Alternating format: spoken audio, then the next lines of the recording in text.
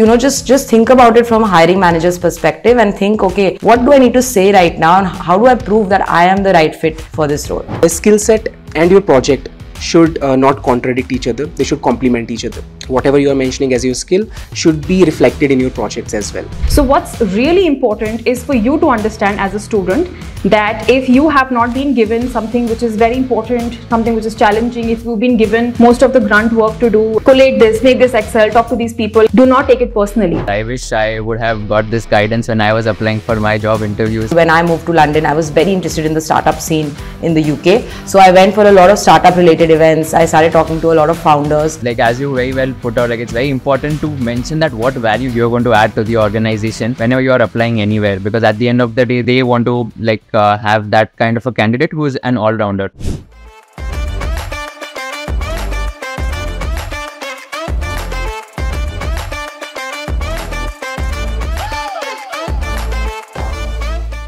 Thank you so much everyone, Fraz, Priya and Mehar, for joining in. I think this is one of the most crucial topics which we have to discuss, like how to get internships in your dream company, especially given the fact that COVID-19 pandemic was there. So I think this is the best time to discuss about this topic. So before we, get into the entire panel discussion as such, I'd like to ask a common question to all three of you. So maybe, the point is that in the current layoff environment, it's become very, very difficult for students to find internships in any startup they want to work it. So what are your thoughts on it, and what do you think in terms of how can students find better internships given the fact that a lot of startups are laying off a lot of employees as well? So we can start with Fraz, then over to you Priya, and then Mehar. Yeah, thanks a lot and hi everyone. This is a very common question nowadays, that how to seek for internships, right? There are a lot of startups, in fact MNCs, and they are laying off people. So the thing is, the internal movement of employees are still going on, right? Let's say if an employee is working in some company, right, he's switching to another company. So those kind of movements are still there. And because of that, there are lots of openings which are being, let's say for a specific role, data role, SD role, and other roles. So these openings are always there. And I don't think there is any company which has completely stopped hiring as of now. So the only thing is, you need to bypass that step of getting your interviews scheduled with the help of a good resume, right? So the hope is still there, and yeah, we're going to discuss about it, resume building and a lot of other stuff. I will pass on to Priya. Yes, there are sort of fewer opportunities in certain industries and there is increased competition for them. But I think the situation is not all that grim also. As long as the student is persistent and flexible, I think there are immense opportunities even today. A lot of these companies we are seeing are moving to remote work, to permanent work from home structures. I think a lot of internships are opening up in that domain. Especially, I would encourage students to look out for industries like healthcare, e-commerce, and even technology. These are some of the industries that have benefited immensely from the pandemic, right? So these industries definitely have lots of opportunities for students. So it's a yes and no, but definitely tons of hope for students as well. I think as an intern, what is the main reason to get an internship is to get that valuable work experience. So it doesn't have to come from the big MNC always, right? There are many smaller scale companies also that may be hiring. And in that case, which we will discuss, I'm sure, later on in the session, is that you can start getting that experience even at smaller companies instead of always targeting the Google or the Facebook. You can just start with let's say your neighborhood accounting firm. It is just for you to get that exposure and that experience early on in your career, so that later on when you do apply for a job, you're coming in with that pool of experience. Right. I think again, in alignment of all the three panelists, even I'd like to state that it's all right even if a lot of layoffs are happening, but at the same time, I think if you have the relevant skill set of getting into that company for an internship, I think that is pretty much doable if in case you have the requisite qualification and skill sets which are required. Now, a lot of people apply their resumes on Internshala as well as LinkedIn as well. How do you advise or how do you recommend how these students can stand out in terms of there are hundreds and thousands of applications every day which are applied to lots of these companies, but how can these students stand out, or what they can do additionally so that they can also catch the eye of the recruiter? So I would say, really in that step, when you're looking for an opportunity, find what I call is like a backdoor entry. So a backdoor entry could be somebody who's already working in the organization. You can start talking to them, getting to know them, telling them a little bit about your experience, and as Gen Z put it, sliding into DMs of founders. I would just say, like, literally slide into DMs, send them a message and say that I'm really passionate about your product, about your service. Show that energy, that motivation and that passion for their particular product and their particular industry. So if you show that, and if you're persistent, I don't think nobody would want to not interview you, right? So I think it all comes down to how seriously you're applying. And also, if you do, let's say, not hear back from 10 companies, don't give up hope. You have to still keep on going. I think the one way to stand out on LinkedIn especially is, like, number one, building connections. It's a social network at the end of the day, right? You have to socialize on it. So using it to talk to people, comment on other people's posts, get to know the thought leaders in your industry, have that conversation going, really helps you. And also on your profile, a LinkedIn profile is like your live version of your resume, of your CV. So making sure that you are aligning your skills to your future dream industry, and showcasing how you are capable and credible. So I would say, like, look out for those backdoor opportunities, because 1,000 people may be applying, just pressing the easy apply button on Internshala or LinkedIn, but not everybody would be sending a message to the founder and saying that, hey, you're doing this one thing wrong and I can help you solve that problem. I always used to, like, write on that add a note section. So whenever you're sending a connection request on LinkedIn to anyone, there's a add a note section, and then towards the right, there's a connect section, connect button. So what mistake I feel people usually do is that they directly click on the connect button without just writing something in the add a note section, which will catch the attention of anyone whom you are sending connection request to. So Fraz, you would like to add anything here? So recently I have been talking to a lot of people, inviting them on my podcast show. So different people use different strategy to get their interviews scheduled. So there was a girl who came to my podcast, and she said that what I do is I check the role profile and I see who posted that. And I just hit them on LinkedIn, go to their DM, write a good message, and yeah, get my interview scheduled. So this is one of the way that you can like actually bypass this. And there's another like very interesting strategy that you can do. Your friends might be giving interviews at some places, right? You can actually ask them to get you connected with those recruiters. It also works in the, like in many cases. So yeah, I think this is how you can do. But the thing is, like, if you simply write them a text on LinkedIn, right, it's very rare that they're gonna check it out, right? So please be concise and be to the point while hitting them on, DMing them on LinkedIn. Priya, anything you would like to add to this conversation? Additionally, I would say that if you are somebody, let's say in this scope of graphic designing or software engineer, something like that, you can always build your own portfolio or your personal website. I think that is a short way of standing out, from that sea of applicants for any role. And of course, following up is very, very important. Let's say you did apply for a role, and then just sitting and waiting for an interview call might not always work because the competition is so much, right? And ask about, what happened, get some feedback, and be rest assured you will not hear maybe 90% of the times, but that once or twice that you might hear, that will open the doors for you in shape and form that you can't even imagine. And Priya, just a follow-up question, any frequency which people should keep in mind while following up, like after these many days or after these many weeks we should follow up, and how many times that should be in your opinion? Right after applying, you can send them a personal email saying that, hi, I saw this opening on your, you posted about this, I'm very interested. Give them a brief about why you seem, you think you're the right fit for that role. Attach your resume again and tell them that you are very, very keen on this opportunity. I think the next follow-up that you can do can be after 24 hours, can be after 2 days, depending on, whether you've heard from them or not. I think the sweet spot is following up 2 to 3 times. I think after say, following up 2-3 times you're not hearing, let it go, So coming back to you, Fraz, you also mentioned that you have your own podcast, and you also interview a lot of people who want to get into tech interviews and tech jobs. You're working in Google as well. A lot of people want to apply and work at companies like Microsoft, Google, Amazon, etc.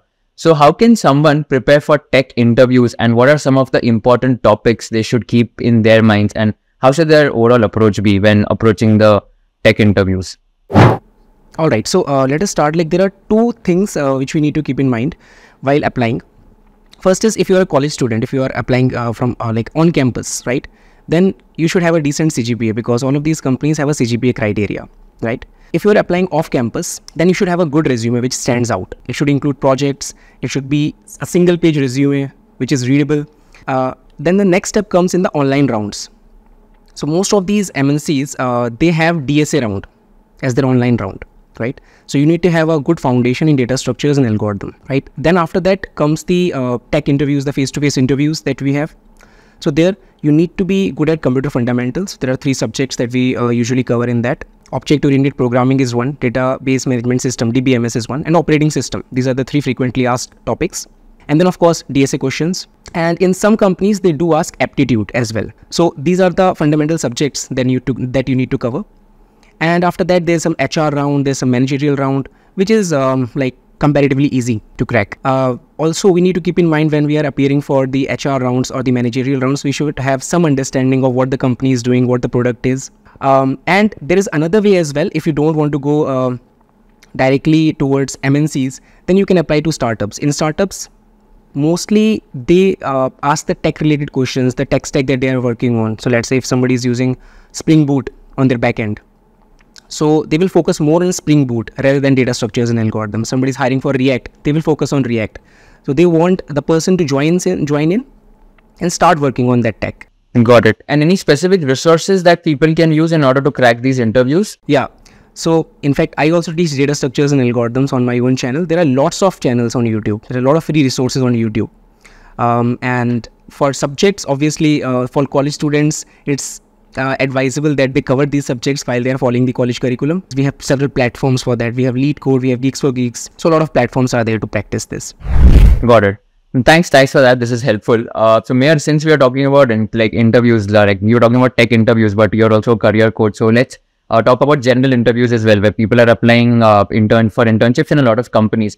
What are like some of the interview preparation tips which you would like to give to these candidates so that, they can also stand out or they can feel better after giving their interviews? Like, what are some thoughts on that?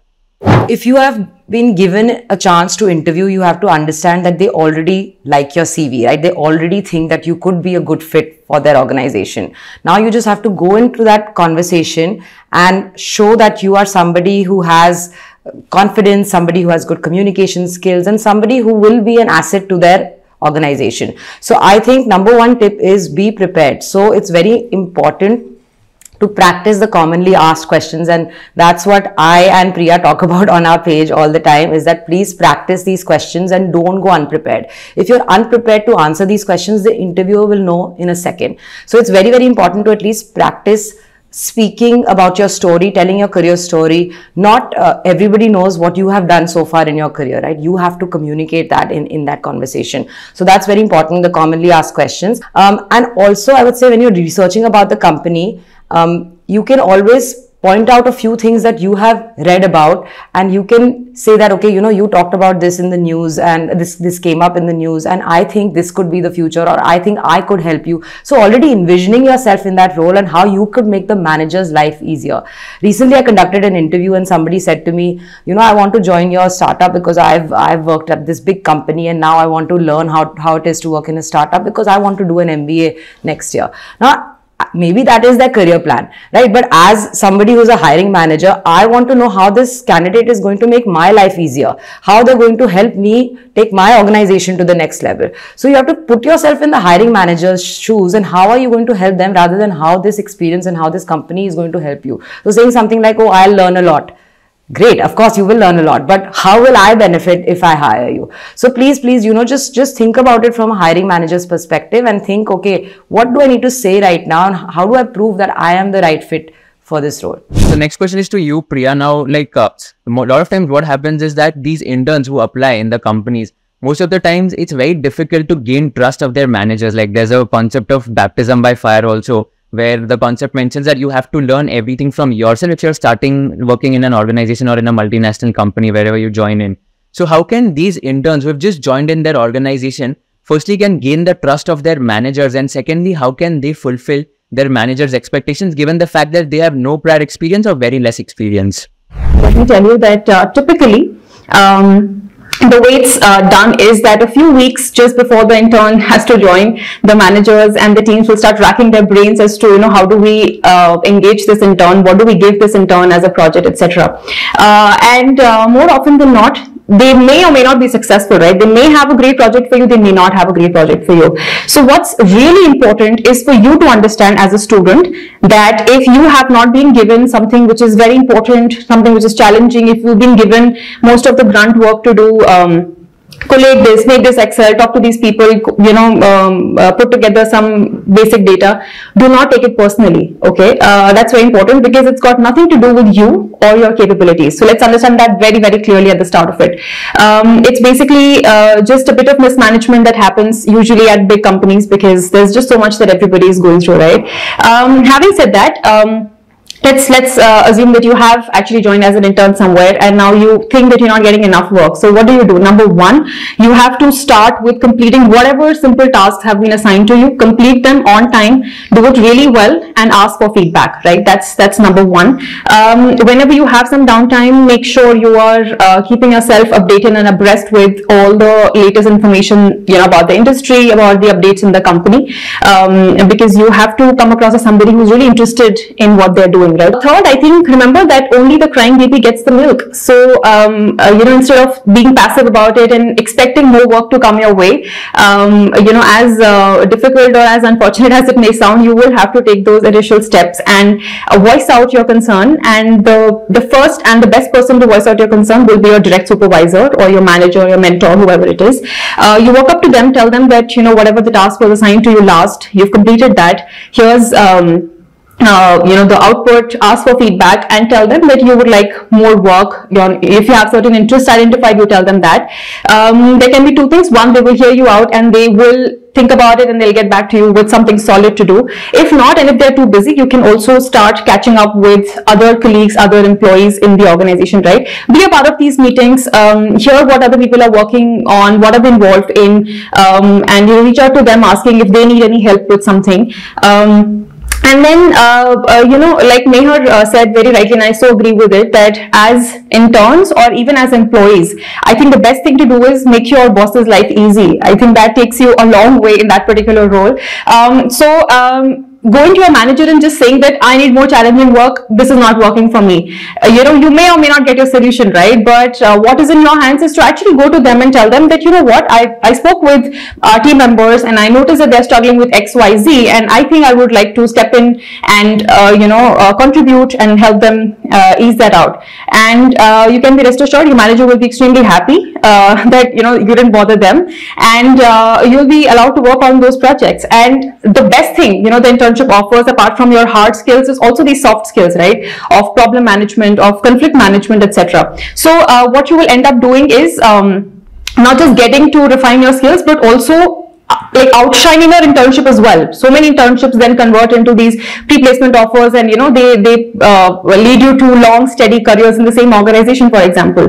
Just one question here, Priya, which comes to my mind right now is that it's like when people join these internships, they're very scared, or there's a feeling that what if I state this in the team meeting, and what if like someone tells me that, okay, why did you say this? Or there's a fear of being judged, or there's a fear of not giving your viewpoint. So what would you advise people who are, let's say, scared to give their viewpoints in team meetings, and how can they contribute in that like team meetings itself? This has to go a step before that, right? Even at the interview stage, and I wanted to add that always look at an interview as an interaction and not as an interrogation. I think we all have this mindset of being so scared of our interviewers, of hiring managers, that we just feel, oh my God, we have to be so correct at all points. It's not that. You also have to sit and gauge whether you want to work for that company or not, right? So you have to start believing in yourself that you have something unique about yourself that you're going to offer to the company, and do you really want to work for them or not is a culmination of so many factors, right? So same sort of attitude has to then continue once you have joined as an intern also. What you have to understand is that everybody in that room, that meeting room that you are in, right, they started at zero, right? They all were out of their colleges. They all made stupid mistakes, if you would like to believe so, but no mistake is actually stupid. But everybody goofs up. Everybody does that. There is no reason why you should be scared. And the best thing to feel, a little bit more confident about things is, in general, to do some background study. I think being prepared always helps. That's why I said that whenever you have some downtime, make sure you're reading up a lot of, articles, etc., about industry, about the company, about the updates. So you're not like caught as somebody who's absolutely unaware of which world they are in. Put in your efforts, speak to your team members. I can say this because I joined the company that I have stayed so many years in. I joined as an intern myself, and it was a roller coaster for me, right? I did have very, very overwhelming moments, and I did extremely well in my internship. I landed a pre-placement offer as well. So I can tell you from personal experience, as well as so many internships that I have seen being successful. No question is a stupid question. No mistake is a dumb mistake. Your job as a college graduate is to just ask as many questions as you can, because there is no better way to learn. So drop all your inhibitions, I would say, and just go for it. Coming to you, Mehar, actually there are a lot of students who also want to find internship opportunities outside India as well. And since you have also spent a lot of your time in London, so wanted to understand from your lens that how can students find internship opportunities outside India? And if yes, what are some of the factors they should consider, or maybe, what are the pros and cons of doing an internship outside India? If you can touch upon that, it'll be really helpful. Yeah, sure. So I'll talk about how, if you're already studying in a country like the UK, how you can go and find an internship. So when I was doing my master's, I went here and there looking for experience in every possible way. So I did 4 internships, and I think it's a little bit different in the Western world. I think that change is also coming in India now, which is great to see. But in the Western world, it's a lot about relationship building, and it's a lot about networking. So it's not just that your college is going to come and help you with all these internship opportunities, or there will be campus placements, etc. That is not really a concept. Yes, you get to attend a lot of networking events where these organizations come and you're able to interact with the people who are hiring in those organizations. So I would say really attend as many events as you can, on campus, off campus, in your city. There's plenty of stuff going on. So for example, when I moved to London, I was very interested in the startup scene in the UK. So I went for a lot of startup related events. I started talking to a lot of founders. So like we have already discussed, is reaching out to these people who are already in these organizations, having that coffee chat with them always helps. And now because of the pandemic, we are even okay with virtual coffee chat. So if somebody doesn't have time to meet you physically, you can still set up like a 15-minute Zoom call to get to know them and also tell about yourself. That's number one, is like networking, relationship building. Secondly, I would say there are a lot of websites that you can explore as well. So there is something called the Bright Network, which you can enroll into, and you can find internships, especially in tech. Fraz, tech internships have become quite big in the UK. So, finding tech internships and like Priya said, converting that internship into something that could be a full-time offer for you would be great. So proving yourself in that internship is as important. Thirdly, I would say is that many things are happening on your campus as well. So there may be opportunities with professors, with people who are a part of the admin staffs that you can get involved in. And also, I would really want to say that don't always look for just paid internships, right? We are in a hurry to make money. I don't know why in our early 20s. I think feel the need to learn as much as you can in your early 20s, especially when you're just starting your career. So don't run after just paid internships. There is a lot of learning in unpaid internships. So I did 4 internships during my masters, and 3 of them were unpaid and 1 of them was paid. And the paid one was also not something amazing. It was just like normal minimum wage amount. So what I would say is that please don't run after the money in your early years, and find these opportunities that could be hidden gems for you. That may be here and there. If you're somebody who's in India wanting to go abroad for an internship, I think that is going to be very challenging to find, because people look for interns normally locally, because they're looking for people who know their industry, their market, and they give preference to, because there are a lot of visa rules, etc., preference to local students to give them local opportunities. But there are companies that are helping students go abroad to do internships. Something called Internships Abroad is another website that you can explore, but it comes at a cost. If you want that experience, they may charge you a fee to go get that experience, right? So if you're already outside, please make sure that you are exploiting as many opportunities on and off campus. And if you're in India, please, there are so many opportunities in India also. Like, India is booming, so don't have this glow in your eyes that I just want to go outside to do an internship. There's so much happening here that you can explore. Right. But what are some of the factors which you think which people should consider before taking this decision? Like, it's one of the most important decisions which they have to take, right? Like, whether to do an internship in India itself or outside India, and if outside India, in any other country as well. So what are like some factors which can help them decide where to do this internship? Yeah, sure. So if you're planning to do an internship, if you're sitting in India and if you want to go abroad, like I said, it will come at a cost, right? Living abroad is not inexpensive. We are here in India from a comfort of our homes. Some of us are living with our family, so we have that, rent free. We're living rent free. If you go abroad, you may not be making enough as an intern to support your daily expenses, and like I said, that unpaid opportunity may not come if you may not have that expectation of getting an unpaid opportunity if you're planning to go abroad. So I would say that if you are planning to go, it has to be something that is amazing and you can't get in your local country, in India. So please don't be in a rush to just go for internship. If you're studying somewhere and you want to gain that experience, that's great. But one of the factors is definitely cost, and secondly is like, what am I getting? Like, can I not get that somewhere nearby in the city that I'm already in? Right, got it. I think that's a very useful way of deciding whether to do an internship in India or outside India.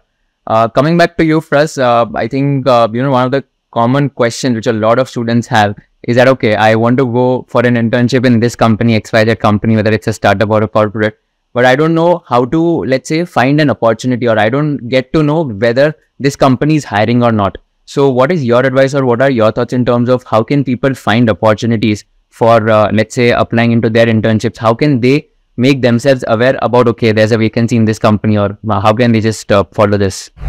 So relatively for college students, it's much easy because the companies are coming to their campus to hire them, right?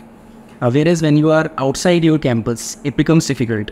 Like for me, when I was looking for internship outside my college, I asked my seniors, like, what's the process of that? Because I'm not going to know like which company is hiring for what role, right? So he advised me to go on LinkedIn, create a profile and start following people from different companies.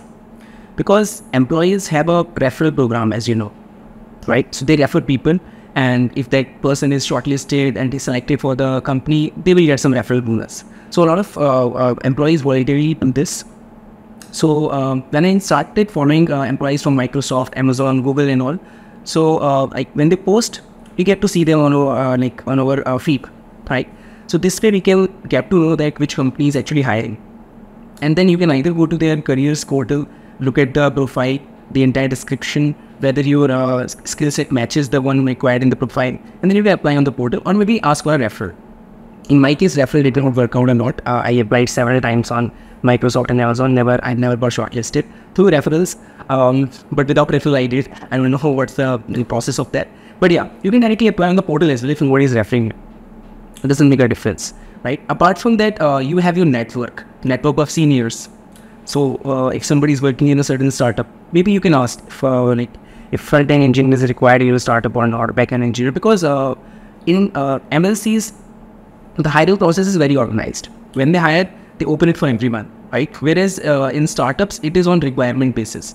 So if a startup requires a back-end engineer, they can hire it outside their hiring season. So creating your network on LinkedIn and then talking to your alumni and your friends, this helps a lot. So coming to you, Priya, about the interview topic once again, since this is one hot topic which is discussed in the industry about the interview preparation tips. One common question which these interns get asked in their interviews is that how much stipend are you expecting? So according to you, what is a typical answer which a person should give when he or she is asked a question about how much stipend are you expecting if you join the organization? How should one tackle this? Sure. So I think a lot of these big companies, they usually have a fixed stipend, to begin with. But if you're lucky and if you're being asked what is your desired stipend, then I would say that instead of picking a number, always go with a range, right? And the way you design that range has to be very smartly done. So number one step is to do your market research. You have to yourself, first of all, know how much are you worth, how much is your time really worth at that stage with that skill set in the area that you're in. So what you do for it is do your research, you reach out to your college alumni, for example. I think that's the best network that you have at that point. They would have either interned at the same company, or wherever they're working, they would know people, who have interned at that, or, similar postings. So reach out to them, ask them about the range that is there for that sort of a role. You can go on these online portals, your LinkedIn salary insights are there, Glassdoor, salary.com, etc. You can figure out from there as well. Once you know that your desired stipend is, say, some X amount, then you design a range around it, right? And the way to design that range is that it has to be extremely tight, the range. It can't be like, between 10,000 to 1 lakh, anything you can give me, right? It has to be very specific, very, tight range. And the lower number in that range, right, that has to be at least 10 to 15% higher than what your desired stipend is. Because think of yourself as the hiring manager, and if you tell me that I'm okay with the stipend between 20 to 40,000, so for me it will be like, this person should be okay with the 20,000 stipend because that's in their range, right? But the way to do this is that if let's say your desired stipend is 30,000, the range you can quote is maybe 33 to 34,000, 34,000 to 40,000, something in that range. What that will do is that companies will definitely try to negotiate and bring it a little down, but in that process you will get close to your desired number of 30,000. So always go ahead with a range, never a number, and keep it very, very tight as much as you can. Right. Yeah, I think that's a valid point. And in the beginning, we also discussed a few things about like resume building and all, where Fraz also mentioned to keep it like a one-pager. So Fraz, coming to you itself, like this is like a common question to all the panelists. What are like some of the things which people should mention in their resumes? Like what is the basic structure of a resume? And if someone doesn't have like a previous internship experience, and if they're applying for an internship for the first time in their life, what else can they add, and how can they make their resume more lucrative in terms of getting shortlisted? So talking about the tech interviews and the tech roles, so we have like very specific sections for that. One of the very important sections is, of course, the work experience that you have. And most of the students don't have work experience. So what they can put instead is like the hackathons that they have participated in, maybe some comparative programming like competition that they have enrolled in. So they can mention all these as their work experience that they have done, right? Or maybe an internship under a professor in college, or maybe a TA. Being a TA is also counted as a work experience, right? Apart from that, you need to mention the projects that you have worked upon. So these two are the very crucial part. One is the experience, second is the projects that you have worked upon. Then of course the basic details of like where you are studying right now, what educational qualification do you have, and then what skill set do you own. The skill set and your project should not contradict each other. They should complement each other. Whatever you are mentioning as your skill should be reflected in your projects as well, right? Most of the students also put their soft skills as their skills, right? That is also counted quite a many times. But if you are applying for a tech job, recruiters will only focus, mostly focus on the specific skills which are required in that particular profile. And for that, what I would advise is to make separate resumes. If you're applying for, let's say if you're applying for a data science role, okay, you need to have a separate resume. If you're applying for a front-end role, you need to have a separate resume for that as well. So also, yeah, keep it one pager because nobody would like to go to a 3-pager resume. Got it. And in terms of skill sets, which you had mentioned, any specific skill which you think people should learn or people should have in order to have higher chances of shortlisting? So again, I told you, right, there are many profiles, right? Front-end developer, back-end developer, data scientist, data analyst. So our skill set should be according to the job profile. So let's say if I'm not learning data science, right, I can't make a resume and I won't be able to apply for that job. So let's say if I want to apply as a data scientist, I need to first own that skill, own those relevant skills, and then reflect them on my resume, right? If you're working as a front-end engineer and you have made some project on front-end, then you can make a resume specific to that role. So if you talk about, like, let's say if I'm building a resume for a back-end engineer, I need to know at least one framework, one back-end framework. I need to have fundamentals of web development, front-end, back-end, and then how we're going to deploy it. So these are all the required bare minimums that you need to mention as your skills. Got it. That's really helpful. Priya, anything on this in terms of resume building, the structure of the resume, and what experience to add if they don't have prior experience? Sure. So a basic structure of resume we all are aware of. I just want to make a comment on the education and the work experience section. I think a lot of times we sort of miss which section should get more importance. Natural flow would be reading the document from top to bottom, right? If you're somebody who's less than 5 years of work experience, I would say you can keep the education at the top, followed by your bulleted work experience. But if you're more than 5 years of work it would make sense to push that education section down, because your work has to take more importance at that point.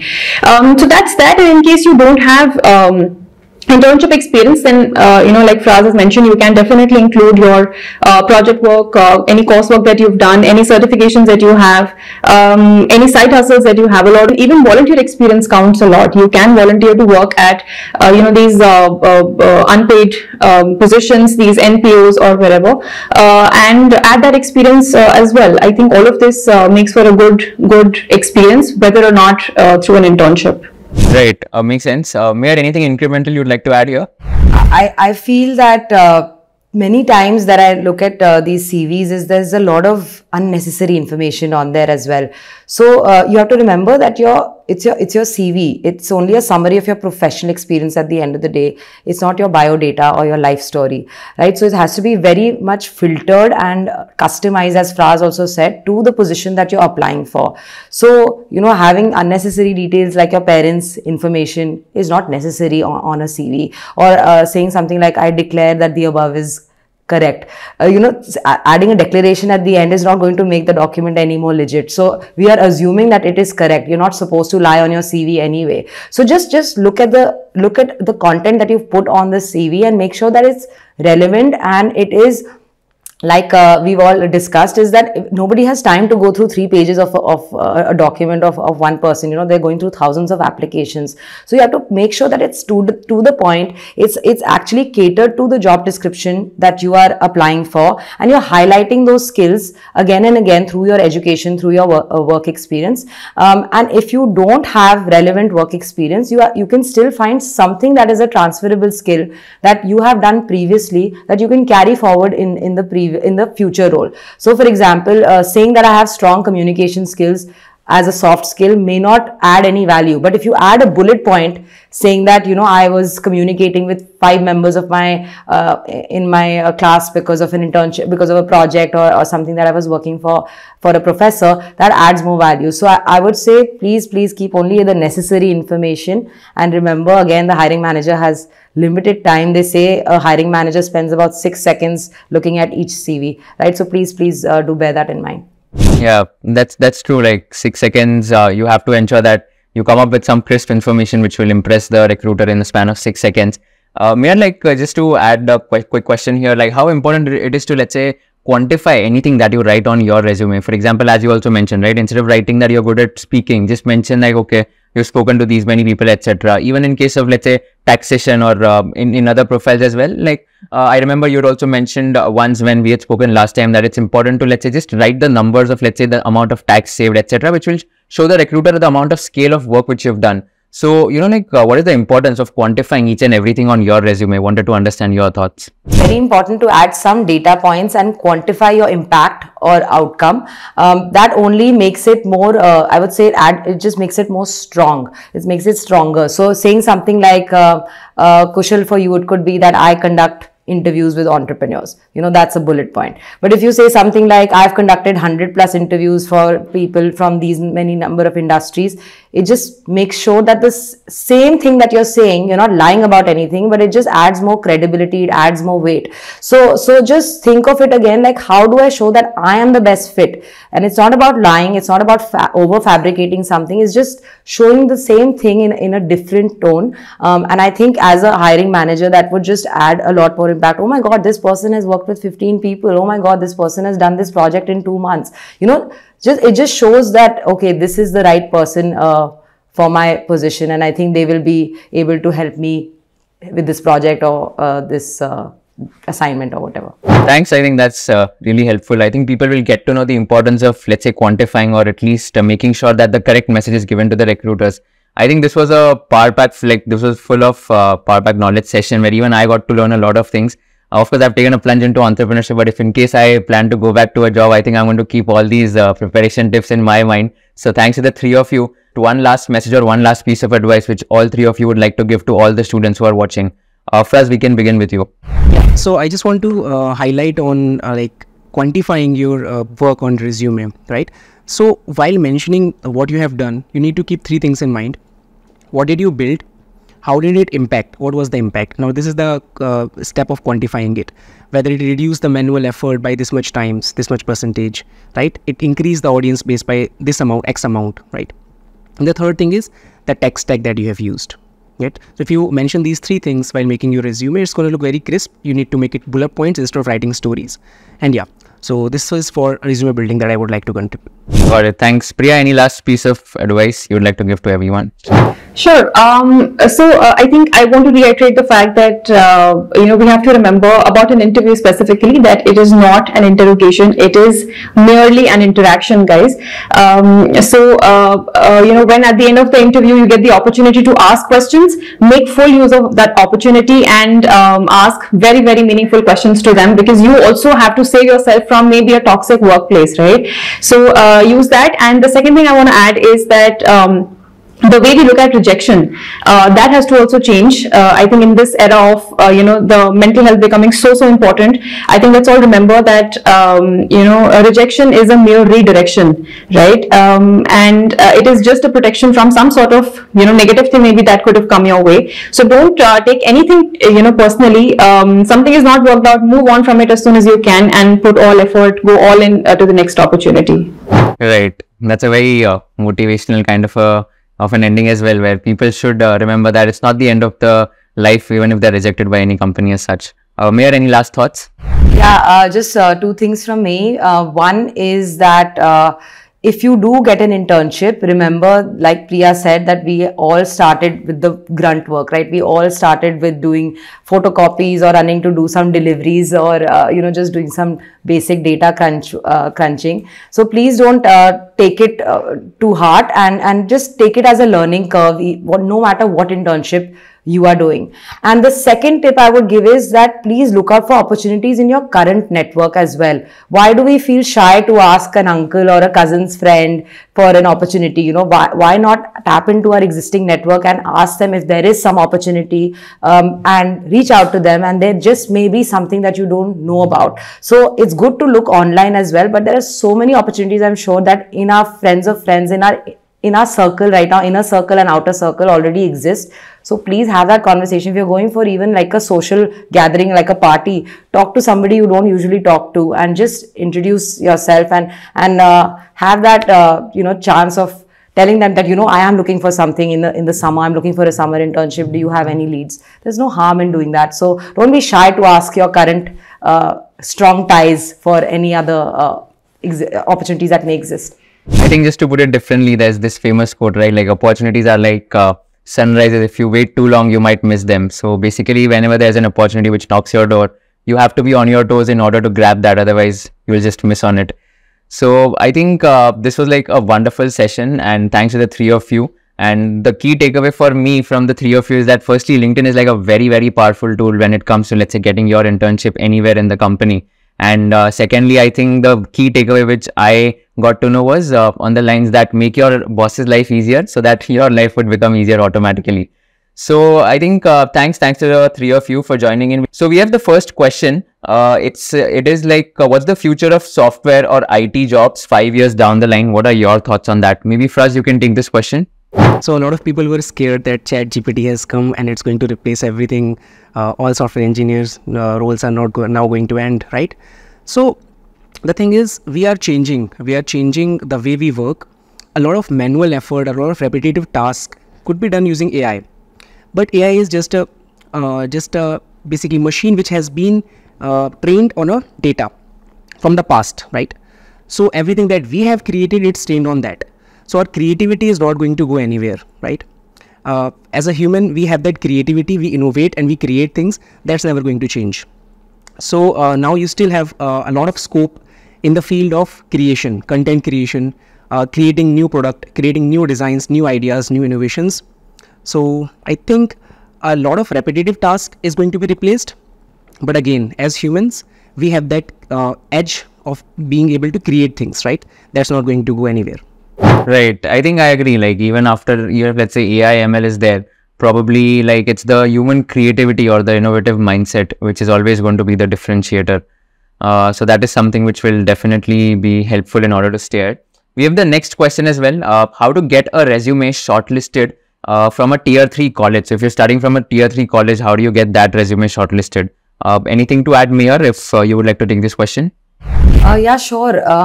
I was actually recently talking to some HR professionals in some big startups in India, and they said that they are not bothered too much about career breaks or even like your education beyond a point. They want to see that what are the, like we talked about, what are the things you did over and above your education as well. So if you think that your CV is weak in terms of the college that you come from, there are still other opportunities that you can find, like volunteering work, taking up extra projects, doing some freelance work, and doing some other smaller projects, like let's say part-time internships or part-time jobs. That's another way of strengthening your CV. So I would say if you already know what is the missing link or what is the weak point on your CV, go and build that and bridge that gap. So don't worry so much about which college you come from. There are plenty of opportunities you can still find. And like I said, you can build up your CV with something smaller, like a smaller organization, getting experience there, and then working your way up to target like a big company. I completely agree with that as well. We have the next question here. Does the template or design that you use while designing your CV or resume really matter? Priya, you'd like to take this? Sure. This is actually a very, very commonly asked question and a very important one as well. I think at the end of the day, there are a lot of these resumes which are very fancy, downloaded from some Canva or some here and there, and people think that maybe if it looks great, it will be it'll do the job. But I just want to say that it does not matter. Your CV could be extremely basic, just a white sheet on which you have literally just bulleted your work experience, your education, your XYZ things. What really goes into the CV is what matters. And in fact, if you're in a role which is like say graphic designing or something, it would make sense to have a resume that stands out in that nature, because that's in a way you're also proving your skill, by the way your resume looks, right? But for all other roles, I think what is going into the resume, the fact that you've tailored it for a particular job, etc., all that really matters, and matters much more than how it is designed. And in fact, the ATS systems, they also reject most of these, very fancy templates that we have. So I would strongly recommend to not, take any risks with this. Go with the very basic template. But yes, don't keep it very, very verbose. Don't keep it very like in a lot of white space being visible. Very, decent, nicely made resume should do the job. Right. In fact, this has happened with me as well. Like I used to use a website called as novaresume.com, and I had made a very fancy resume. And that resume was not even shortlisted by any other companies as well. And I got to know that, I mean, even if you do a very simple professional template, that's much better as compared to a fancy one. So I had this kind of an experience as well. Let's take the next question. For LinkedIn, many people can't be reached unless you have a premium account. How should one connect in that case if they don't have in-mails option? So Mehar, I think you are the best person to answer this. Yeah, I was just going to say that. Can I take that question? I think, Kushal, there are two things. Firstly is that when I was looking for a job, I actually invested in the premium version of LinkedIn, because I think, now I'm not endorsing LinkedIn or anything, but honestly, that in-mail, sending that message really helps you. So think of it as an investment that you may make for the, let's say 1 or 2 months, or maybe try the free version for a month and see if it works for you. And that way you will get access to a lot of people. Also, LinkedIn Premium has another feature when you're looking for jobs and internships. It gives you other details that the non-premium members do not get to see. So maybe it could be, the salary that they're offering or the hiring manager's name, etc. That only pops up if you have the premium version. So see if you can invest for a couple of months in this, because think of it as an investment in your career. So if you can invest, please do that. Secondly, if you do not want to do that, then there are other ways. if the person that you want to connect with is posting something, connecting with them through the comments, and or just seeing who are the thought leaders in your industry, and see who are the other people commenting on their content, and then reaching out to them through comments. So I think if you can't send a message, there are other ways to definitely engage with the person. But yes, do think about premium as an investment for your career. So we'll take the last question.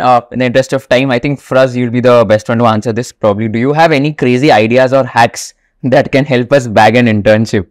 Since you interact with a lot of students, do you have some crazy hacks for them? There's a lot of competition in this market, especially in tech. We have a lot of applications and a very few openings for that matter. But I have seen a lot of students, those who are not even doing BTech from computer science IT, they're doing BSc, MSc from mathematics, and other fields, right? And they are getting good jobs, good internships in US-based startups, remote work, remote jobs, right? So for that, you need to reach out to people. As Mehar also said, you need to reach out to the founders and talk to them and show your interest and show that you are bringing something on the table, right? So I think this is something that everyone should explore. At my time, I never did this. I never knew that we can actually reach out to startup founders outside of India and then get our internships. For me, I went through the very conventional way of letting companies come to me through campus and then applying to that. So I think this is what I missed out, and I would highlight this. You should definitely search out for startups.